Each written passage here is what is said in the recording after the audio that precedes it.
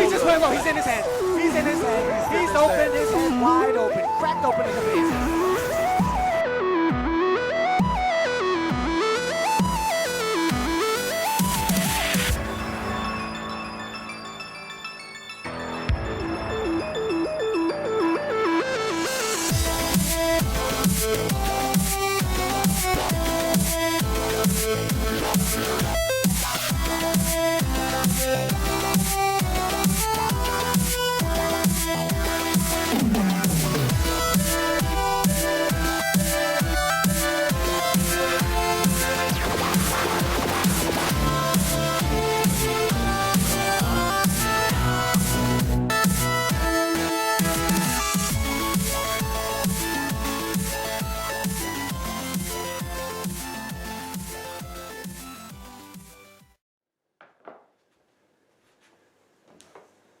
Well, it's time for another marathon project with another anniversary on the cards here. One you might not have expected, but this is something that's been on my mind for about 5 to 6 years. So yeah, long-term booking, I can tell you. I wanted to do this for the 25th anniversary of this series, but as you guys can see, I missed that mark by a long way. So much so that now the 30th anniversary is finally here in 2022. So let's celebrate it with a marathon of game reviews for a well-loved sub-series in a huge franchise. So let's finally get the Mario Kart Marathon started with the review of the first game in the series, Super Mario Kart for the Super Nintendo. Super Mario Kart was produced by Mario creators Shigeru Miyamoto and directed by Tadashi Sugiyama and Hideki Kono. The development team set out to produce a racing game capable of displaying two players on the same game screen simultaneously, in contrast to the single-player gameplay in F-Zero, which released back when the SNES launched. This concept led to much simpler design tracks than those that were in F-Zero. Computer and Video Games Magazine, CVG for short, suggested that this initial development idea on creating a two-player experience is the reason for the game's horizontal split screen during single-player as well as multiplayer. The battle mode was developed from the desire to create a one-on-one mode where it was basically last man standing, rather than a victory that could be based on ranking from total results over, say, a Grand Prix. Masato Kimura, who worked on F-Zero, served as the leading programmer for Super Mario Kart. It looks like a lot of people from F-Zero's development worked on this game as well, which was fine considering that the team was pretty proficient in making a racing game, so why not use them again for another similar project? The game originally did not start as a Mario series game. The first prototype for this game featured a generic kart racer character, then the development team decided that characters being 3 heads tall would best suit the design of the karts. They did not decide to incorporate Mario characters into the game until a few months into development. That choice was made after the development team observed how one kart looked to another driving past it and decided to see what it would look like with Mario in the kart. Thinking that having Mario in the kart looked better than previous concept designs, the idea of a Mario-themed racing game was then born. Notable in the development of Super Mario Kart was its use of Mode 7 graphics.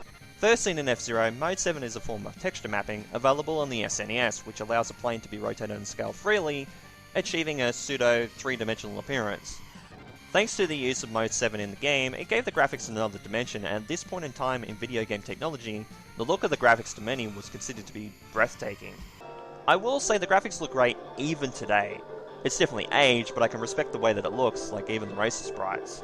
It's definitely a retro looking game now, but yeah, 30 years have passed, so yeah, retro is a good feeling. The split screen thing is a cool concept, but in single player, it's pretty annoying. It's used as a map of each of the courses and races, but also switches to behind your kart view if someone is behind you throwing items like banana peels in front of you. It can switch between both views very quickly at times, so it can be more distracting than it needs to be. It can even cause you to run into items on the course, which can cost you races sometimes. So yeah, kinda crap. So good idea, but not great execution. Good thing for two-player mode, but not great in single player. Let's talk about the playable characters in the game now, since this roster is the initial roster of the series. Some later mainstays don't show up until future sequels, and some surprises are in this initial roster, so let's take a look. Super Mario Kart features 8 playable characters from all over the Mario series. Mario, Luigi, Princess Peach, Yoshi, Bowser, Donkey Kong Jr., Koopa Trooper, and Toad.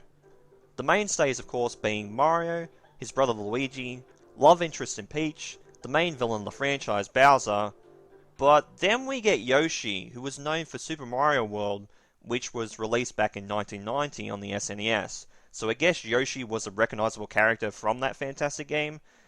And not only that surprise, but also Toad and Koopa Trooper, who are background characters or enemies in the Mario franchise. So maybe at the time, filling the remaining slots on the roster. And the strangest choice of all, Donkey Kong Jr. It's very odd that this character was chosen here. It would have made more sense that Donkey Kong himself would have shown up instead due to he and Mario's history, but I guess Jr. also has history with Mario as well? Plus, would have stood out in his sprites with his white shirt, compared to DK's only possibly having his red tie standing him out instead.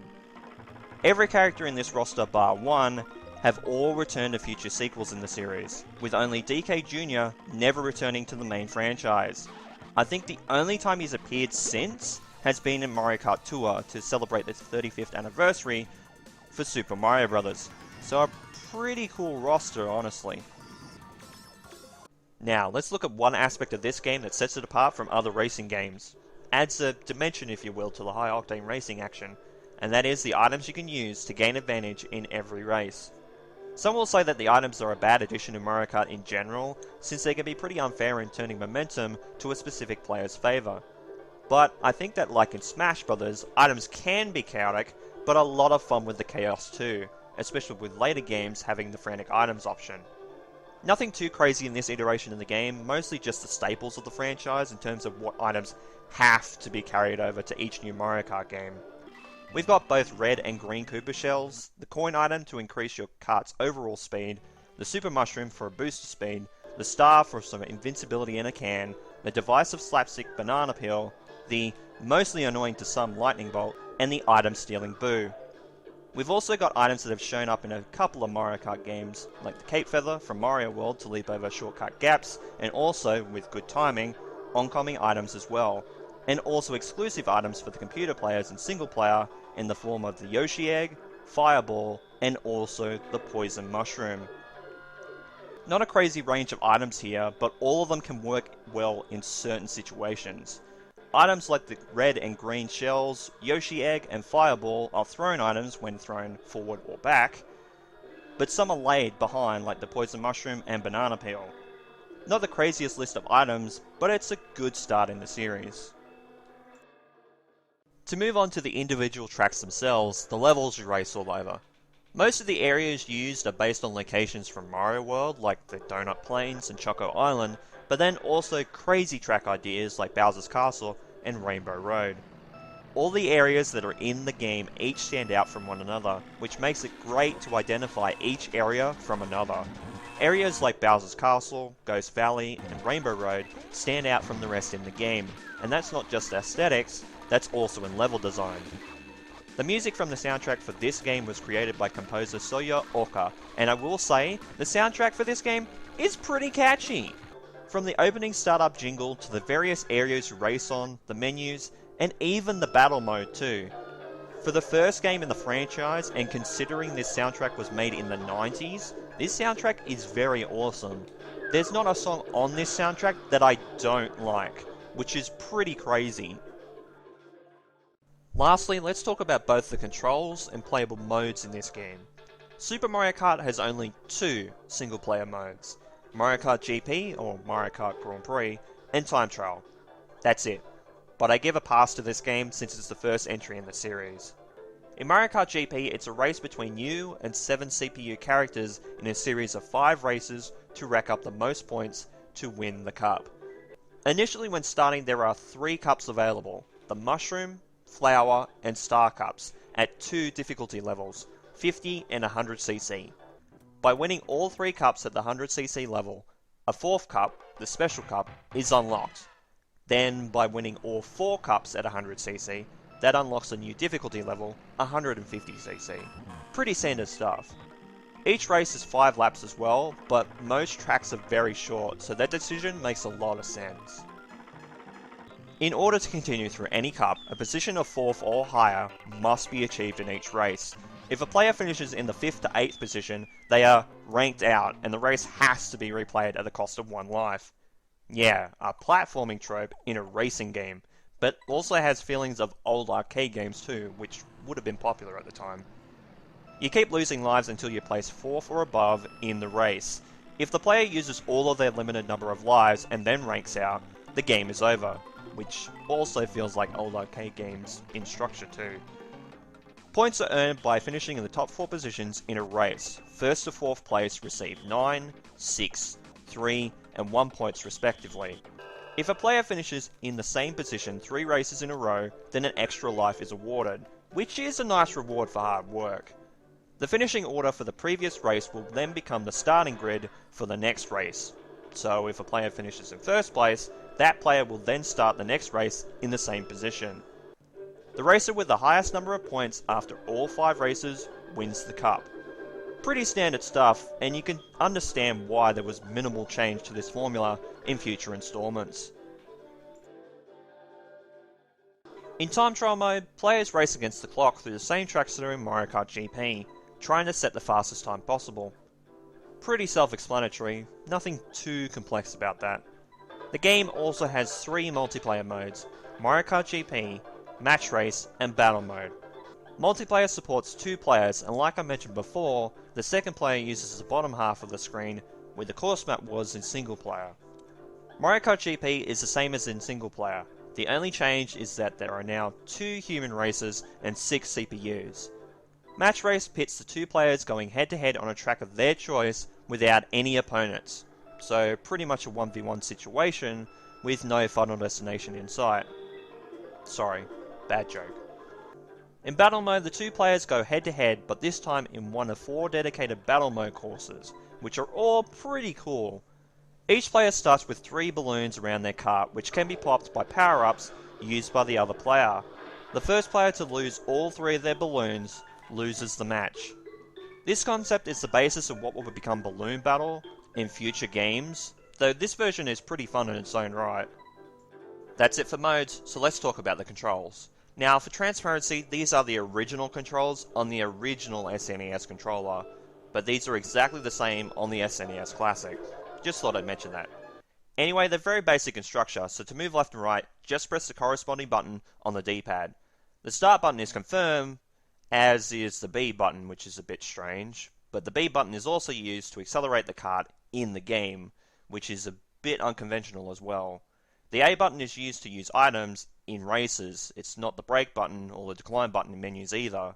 The Y button is used for the brakes, and the X button in menus is used for declining options. The X button is used to switch to the rear view mirror from the map in races, as does select button. Lastly, the L and R buttons are used for power sliding, but drifting wouldn't become a gameplay mechanic until the next game in the franchise. For now, it's just getting around corners without losing a heap of speed. So yeah, the controls for this game are pretty unconventional in general, but they can be easy to get used to when playing the game more and more. Very basic in structure like I mentioned, though they are pretty slippery in game, which isn't great. And that's about it, honestly. Overall, Super Mario Kart is a fun game, but you can definitely feel the origins of the series here. Must have made a good first impression though, because it sold 8.76 million copies worldwide, making it the 4th best-selling game on the SNES ever.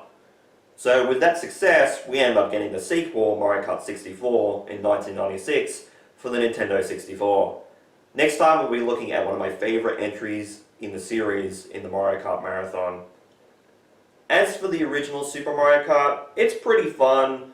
Not too many issues with the game apart from the slippery kart controls and limited modes, but considering they hadn't made a Mario Kart game before, I give them a slight pass, since it's a pretty good first attempt. So for that, I give this game a 7 out of 10 if I had to give it a score. So with all that said, thank you guys so much for watching this video. This has been Mario Man 10100. You guys have a great day tonight, and of course, take care. Next time in the Mario Kart Marathon, we're looking at Mario Kart 64 for the N64.